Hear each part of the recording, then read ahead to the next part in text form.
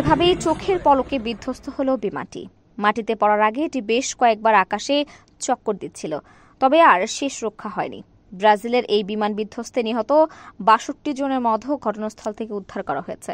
নিহতদের নাম পরিচয় শনাক্তে কাজ করছে উদ্ধারকর্মীরা। ২ ইঞ্জিনের বিমানটি পরিচালনার দায়িত্বে ছিল ভোপাস এয়ারলাইন্স। এটি ভিনহেদো শহরে বিধ্বস্ত হয়। শুরুতে যাত্রী সংখ্যা বলা হয় ৬১ জন, পরে শনিবার এই সংখ্যা সংশোধন করে বলা হয় বিমানটিতে ৬২ জন যাত্রী ছিল, তাদের মধ্যে কেউই বেঁচে নেই। ভোপাস এয়ারলাইন্স জানিয়েছে ATR 72500 মডেলের বিমানটিতে ৫৮ জন যাত্রী এবং ৪ জন ক্রু ছিল।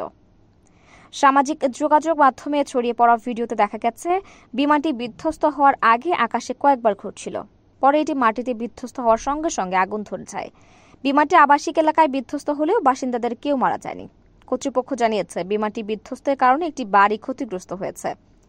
সাও পাওলো রাজ্য জানিয়েছে শনিবার স্থানীয় সময় সন্ধ্যা ৬:৩০টার মধ্যে তারা মরদেহগুলো উদ্ধার করেছে। এদের মধ্যে ৪৩ জন পুরুষ এবং ২৮ জন নারী। তাদের ময়না তদন্তের জন্য পুলিশ এসব লাশ মর্গে পাঠিয়েছে। পরিচয় শনাক্ত হওয়ার পরই সব লাশ পরিবারের কাছে হস্তান্তর করা হবে।